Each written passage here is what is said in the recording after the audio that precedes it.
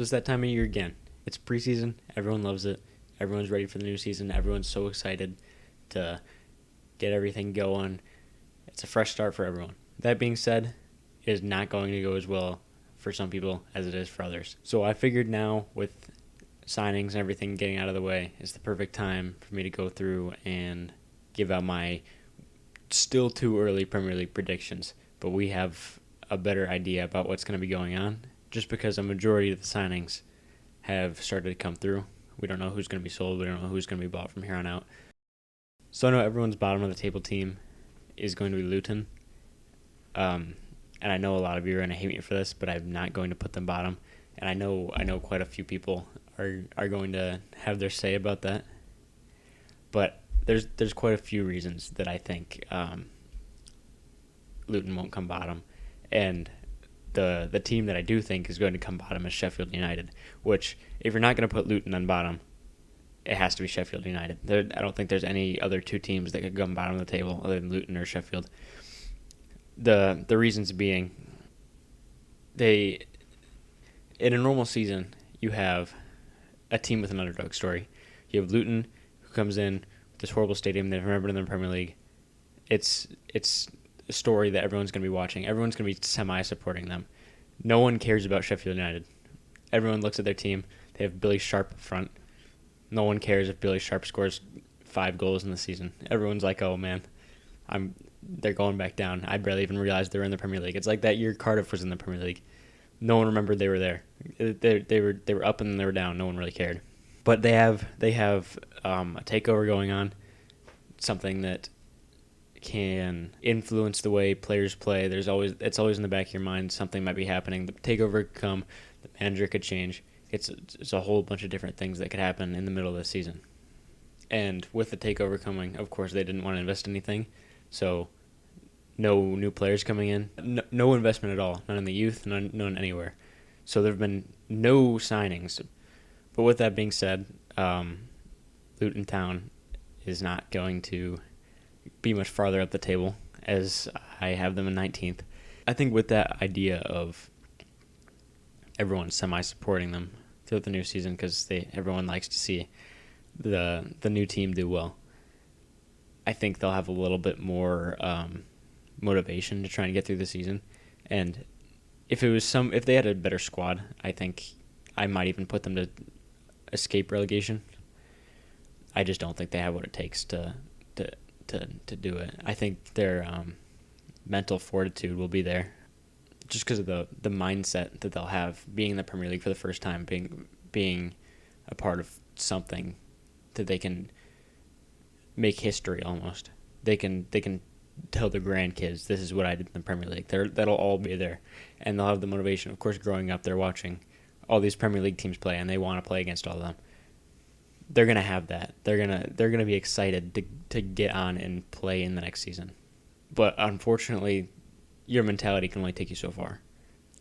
They do have a few players that I've seen, Adebayo and Jordan Clark. Both look very good. Adebayo obviously had that assist in the championship playoff, and that was something that you can probably expect for him to do in the coming season. He looks extremely talented, as does Jordan Clark. He looks like a very good leader. I think they will exceed expectations, at least, but I don't think they'll get very further than winning a few games here or there at home.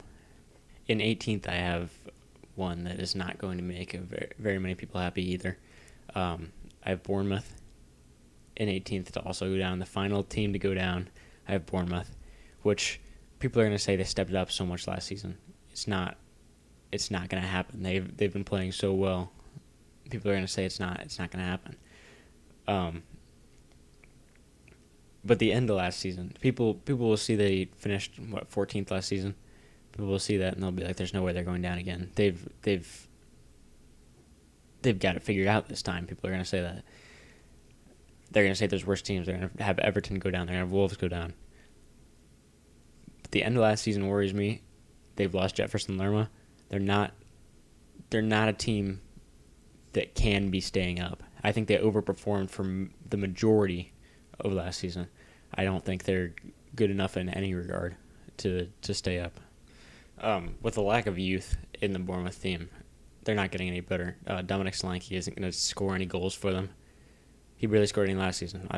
12, I think, which is good for Bournemouth. Don't get me wrong. That's enough goals to keep you up. If your top striker as a relegation team is scoring 12 goals a season, that'll keep you up. But he's not getting any better. Dominic Solanke is at his peak, and he is not getting any better. You have Chris Mempham at the back, one of the slowest defenders in the Premier League. That guy is not going to be good enough, and if you don't get reinforcements, you're not going to stay up next season. But speaking of Wolves, I have them 17th. They lost Ruben Neves. They lost Connor Cody. Both players very crucial to what they do. Connor Cody less so, but still an option in the back for them. Ruben Neves is going to be a big loss.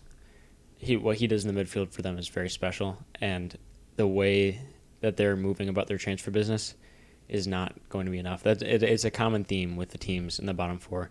Not enough transfer business, too many players going out. Obviously, like I said with Bournemouth, they still have a month to sign new players, but I think this has been coming. Wolves have been getting worse every year. The signings coming in haven't been great. Obviously, Diego Costa was very underwhelming last season. Traore coming back helped them a lot, but I think that their lack of efficiency up front is going to cost them a lot. I don't think they're solid enough defensively to not be efficient up front, and I don't think they take their chances enough. I think they're destined to go down soon. I think they'll barely scrape it this time just because of the lack of quality for the bottom three teams, but I think it's coming. I think next season and the season after, depending on who comes up, they will probably be going down soon. So moving on, Everton. The only positive I've seen so far from the summer for Everton is the fact that they've retained most of their players. Decore, obviously, fantastic. They've been able to retain him so far. Onana, fantastic. It's great that Iwobi, Dominic Calvert-Lewin, they're all staying, and I think that will really help this Everton team, especially because Sean Dyche is staying there. He's going to be their manager next season. So you saw what they did with Burnley, what he did with Burnley a while ago. He has the ability to turn these players who struggled under Lampard into players who can work for the team. That's what he does. He makes sure all of his players want to play for him. And like I said with Luton, a team with a good mindset is a team who will win more. So if you can get all these players behind you and you can get them all working hard, that team is a good squad. They should not be fighting relegation every season, and I think Sean Dyche is the perfect person to bring them along and make sure they are heading back up towards the middle of the table. Next, despite less investment than last season, Nottingham Forest. They've maintained their squad so far this summer. No players in or out for them, which I think for Forest is a good thing because signing so many players last season almost backfired on them. It took them forever to gel together. Obviously, they lost Keylor Navas because he was just on loan. Dean Henderson was fantastic in the first half of the season, though. They almost didn't need him. They almost didn't need Navas. Obviously, the City Ground is an amazing place for them to play at. Their fans make it an electric atmosphere. They are very hard to beat at home, and for a team that is going to be in the bottom half of the table, that is something that you really, really want. If you can win games against top teams at home, obviously they beat Arsenal at the very end of last season. They beat Chelsea. They were beating top teams towards the end of the season, and if they can carry that momentum, they might even be higher than 15th. I'm lowballing them a little bit here, just because of the quality of the teams above them. But I think that they have a really good shot at staying up next season. I think they might not even be in the relegation battle if things go right for them. Morgan Gibbs-White, obviously, one of the best players on that team. He has the ability to keep them up. If he plays like he can be the man that keeps them up next season. Burnley, 14th. I might be lowballing Burnley a little bit. I think that with how Company has done with their squad, I think that they can play very well under him. But I'm not very high on this Burnley team. I think that they are severely overrated, and I think that they will stay up just because of Company, but I don't think their squad is good enough. I think they have a bunch of average players, a bunch of players who are good for the Championship, but are not nearly good enough for the Premier League. If they want to continue to have Premier League success and stay up in future seasons, they're going to have to invest in their squad. I think they'll probably stay up this season. If they don't invest next season, they'll go down. Company has done extremely well, and if he gets taken away by another team midway through the season, say Tottenham sack their new manager, they bring in Company. Say Pep leaves for any reason, they bring in Company next season. That Burnley team is doomed. They play well under Company, but their squad is nowhere near good enough for the Premier League. 13th. This is going to come to us as a shock. They just won the Europa Conference League, and I've been in the bottom half of the Premier League table again. If last season is anything to go on, West Ham are not going to do good again. They're not going to do well for a second season in a row. They were focusing on the Conference League for the majority of last season. Obviously, they won it, so props to them. But now they're in the Europa League, an even stiffer competition, and it's not going to help them with their squad rotation. They could play some weaker players when they're in the Conference League because they weren't playing as good competition. But now that they're in Europa League, it's going to be tougher for them. Obviously, they're going to lose Declan Rice to Arsenal. That hasn't come yet, but they are going to. And I think for what he does in the midfield for them, it allows them to play the way that they do. They like to break, and they like to win possession right in the middle of the field, right before the halfway. They like to win it and break quickly.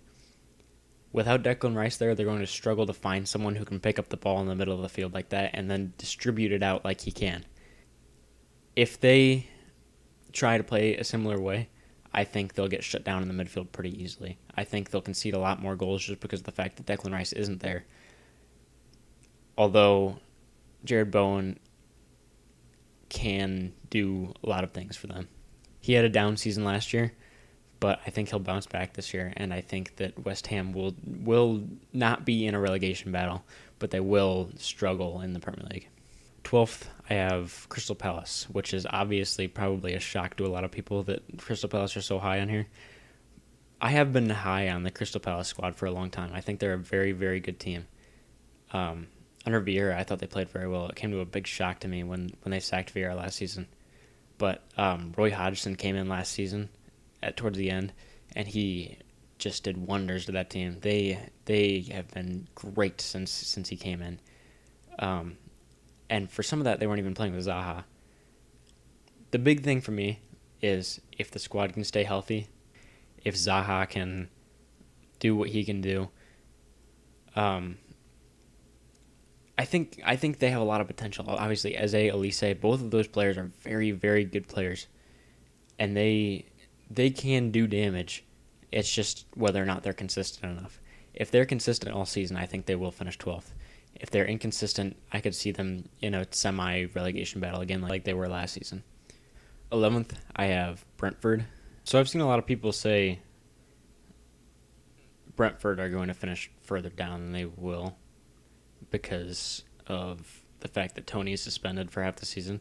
I don't think that's the case. I think their squad is a whole lot better than people give them credit for. I think the fact that Tony is such a star in that squad takes away from all those other players in the team. Their team is amazing. They have a lot of good players in that team. And they haven't made the improvements that they necessarily needed to accommodate Tony. But I don't really think they need to an extent. I don't think they'll be challenging for Europa and for Conference League like they were last season without Tony. But with that squad, they're not going to finish low on the table. I think they'll be 11th. I think the teams above them have the quality to be above them, and I think they are too good to not be mid-table. So, speaking of the teams above them, a team that were right in the race with them last year were Fulham, and they had a few problems with Mitrovic towards the end. Obviously, I think it was a 11 or 12 game suspension he got because of the shove on the referee. I think they could have been challenging for Conference League the entire way if Mitrovic hadn't been suspended. He was so good last season, which comes to a big surprise to a lot of people because every time he's come up, he's always been the championship striker. He scores 30 goals in the championship. He comes up, he scores 5 in the Premier League.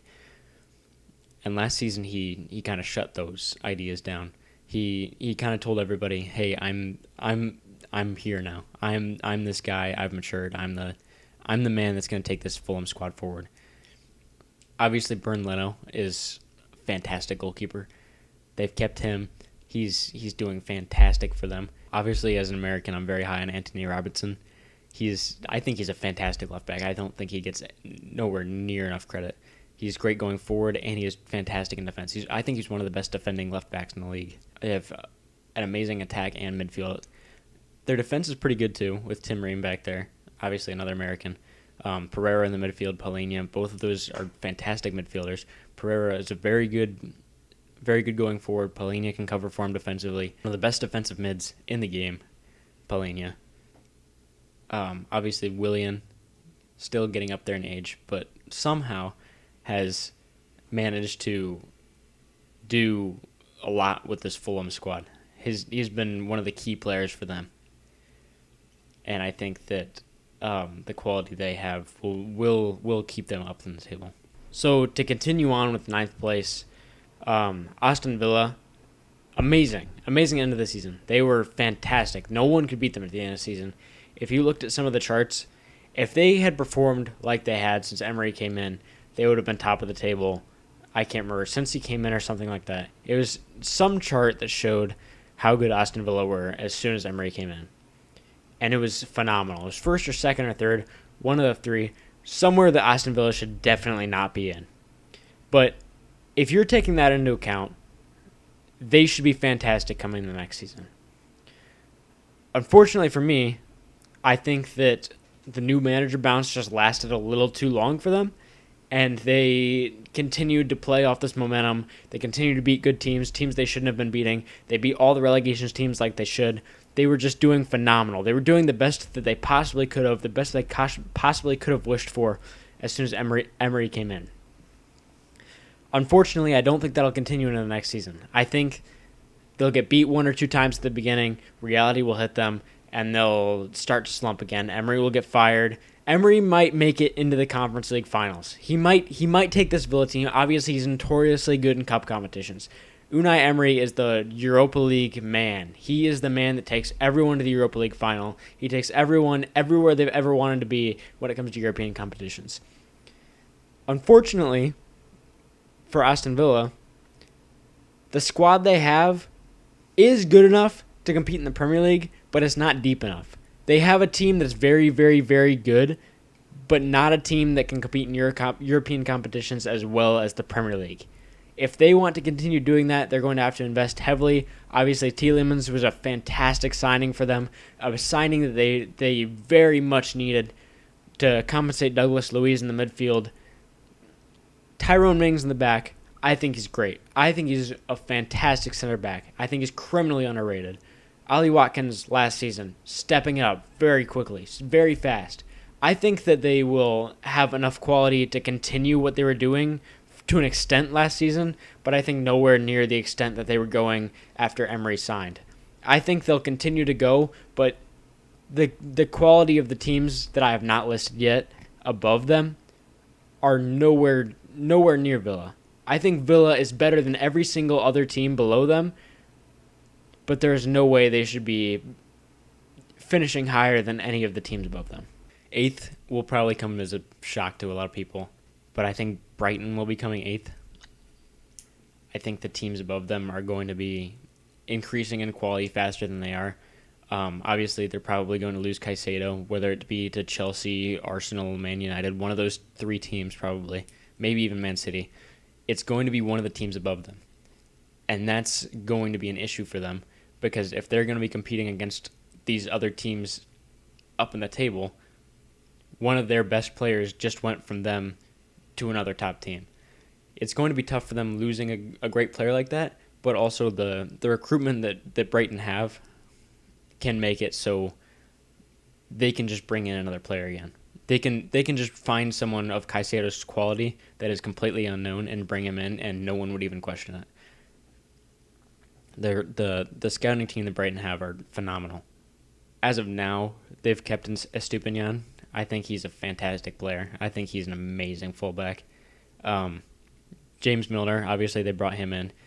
They have a lot of young players on this team, and I think having his leadership in that team will make this squad 10 times better in the future. Solly March, Evan Ferguson, amazing wingers. Ferguson's been playing as a striker for quite a bit of the time. I thought Solly March was amazing a few years ago. He's just now kind of stepped it up and got the output. He's scoring quite a few goals. He's getting more assists. Evan Ferguson, he's only 18. He is phenomenal for his age. He's going to step it up, and I think he's going to have a breakout season next year. I think he'll score probably 10 or 15 goals. Obviously, Welbeck had a down season this year. He's kind of stepped it up towards the end. I think he'll bounce back pretty well. I think he fits their system pretty well, and obviously Mitoma. Mitoma is one of the best wingers in the Premier League, and he kind of came out of nowhere. He is so good, and obviously plays well in their system. Their attack is amazing. Their midfield is amazing. The defense is still good. They have a squad that is still young and maturing, and if they can keep it together and continue to bring in those backup options, I think they'll challenge for UCL spots eventually, probably within the next 2 or 3 years. I know everyone's been waiting for the Chelsea prediction, and it's finally come. I'm putting them 7th. I know a lot of people are putting them 4th, 5th, 6th. I'm going to put them 7th. I definitely think they'll improve. I think they will 100% be better than last season. This happens sometimes. Teams have down years. Liverpool had a down year last year. Teams improve. That's what they do. But obviously, Kai Havertz, Mendy, Kovacic, Koulibaly, Kante, probably Mason Mount are all going to be leaving the team. Yes, they got Pochettino in, and they signed a whole lot of players last season, but this amount of first-team players leaving their team is not going to be good for them. They're going to struggle to keep up with everything. I know they don't have Europe yet next season, which is good for them because with all these players leaving, if they still had Europe, they would struggle enormously in the league. So I think they'll still struggle, but I think with the teams around them improving, I don't think they will get any higher than 7th. I think they're going to go through a rebuild. I think Mudryk's going to have a breakout year. He's a phenomenal player. He got clowned a lot coming into the league because obviously he hasn't scored a goal yet. There was so much hype around him. The whole thing with the Chelsea-Arsenal situation, he got picked at a lot just because of all the situations surrounding him. But I think that he will have a little time away from the league, a little time to situate himself, and he'll come back and he'll be better, and I think he'll have a really good season next year. So next, I think Newcastle will fade away. I think they'll come 6th. They have not had significant improvements on their squad, and their squad is still a little tiny in terms of quality first-team players, and they're going to be playing the Champions League next year. Champions League is going to take priority for them. They have not been in the Champions League for forever. I don't even know how long it's been, but they have not been in the Champions League in a long time.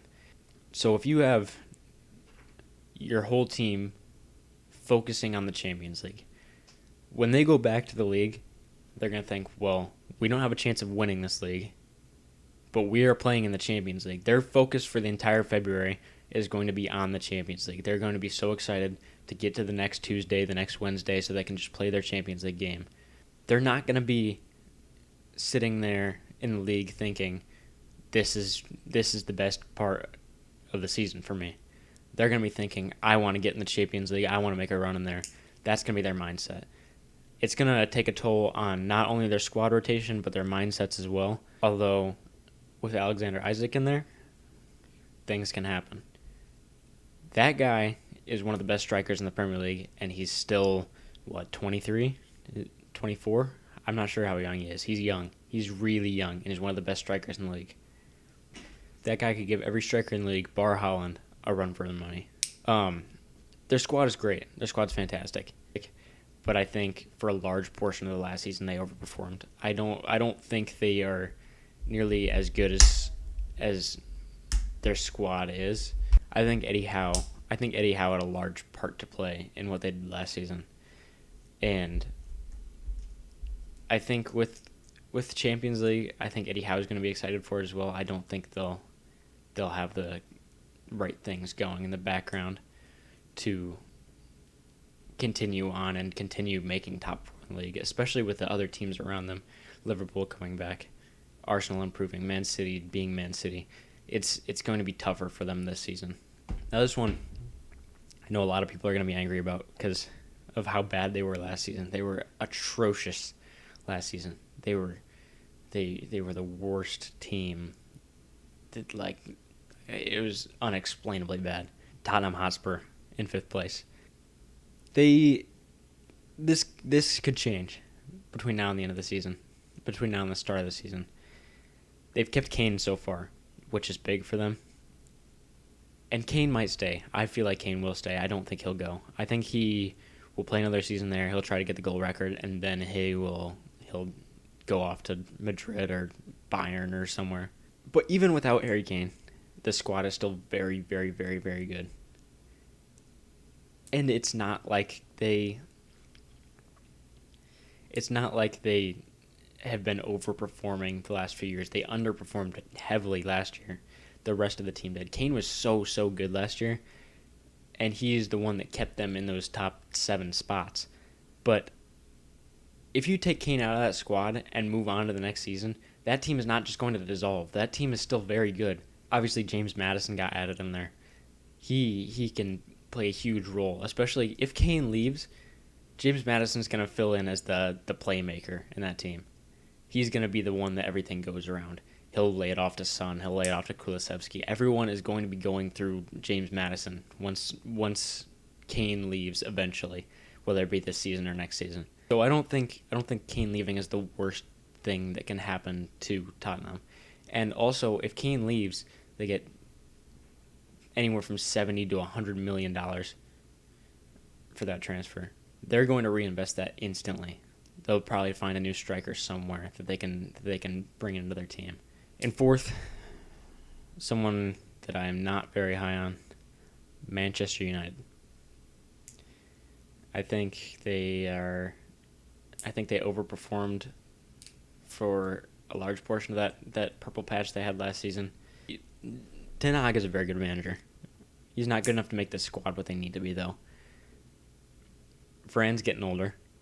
He's still one of the best center backs in the Premier League, but he's getting older. I think Martinez is severely overrated. I don't think he's that good. He played well last season. He did. But I don't think he's that good. Relying on Antony as your right winger, huge mistake. He is not good enough. He is nowhere near good enough. He will never be good enough if he continues his antics, if he keeps doing spins in the middle of a game, if he keeps only using his left foot. His right foot is atrocious. There is no way that you should be relying on Antony as your right winger, especially if you're going to be playing in the Champions League next year.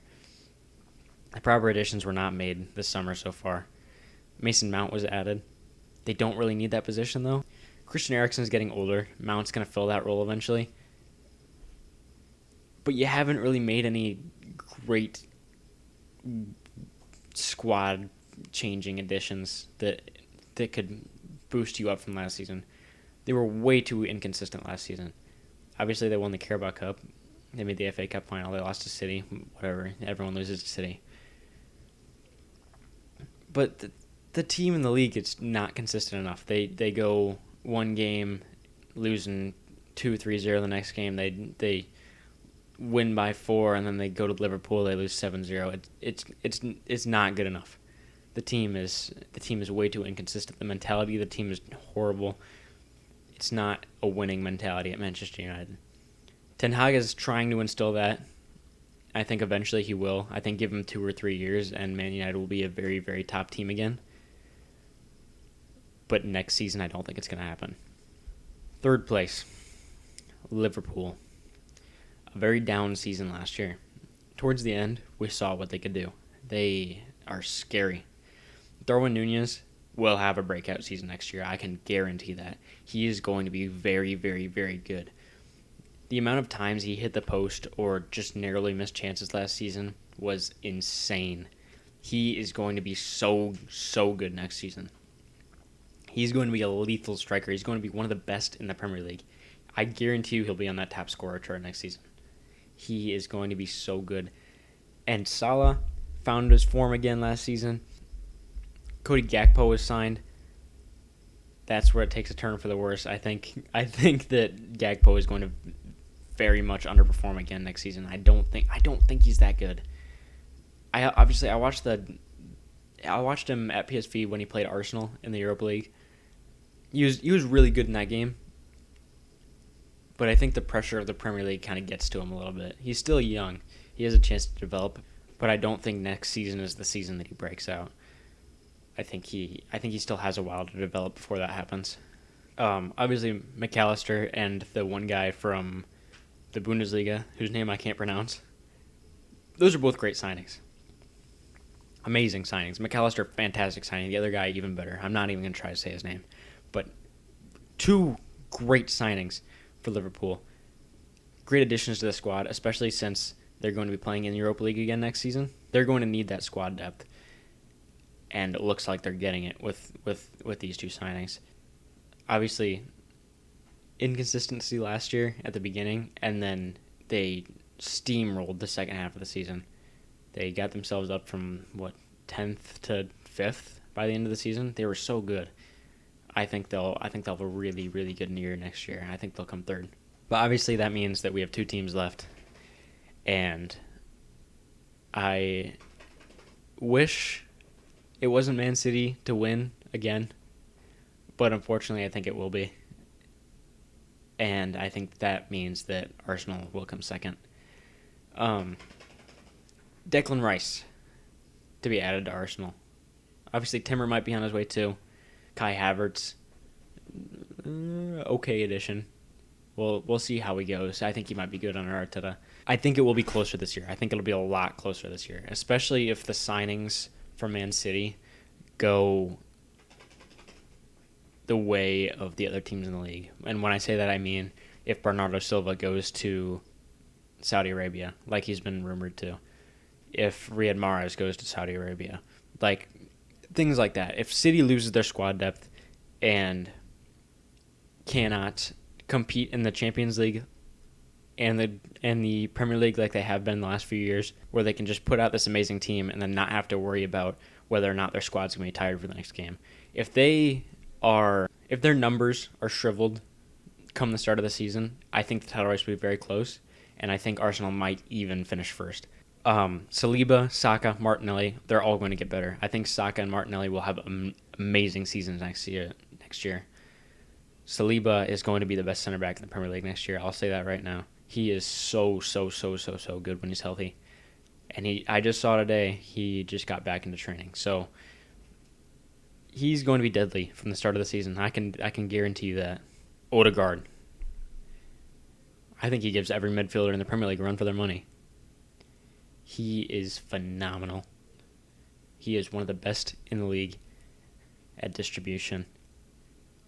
And he is an exquisite playmaker. Ben White is horribly overrated. The entire Arsenal fan base loves the guy to death, but he is criminally overrated for me. He's good. He's a good right back, but he's not as good as Arsenal fans make him out to be. Zinchenko is a similar way for me. He's very good. I think Zinchenko is crucial to the way they play. He is one of the best in terms of playing that inverted role. But he's a liability on defense. He can lose you games, as we saw in that Manchester United game, at Old Trafford. Arsenal against Manchester United.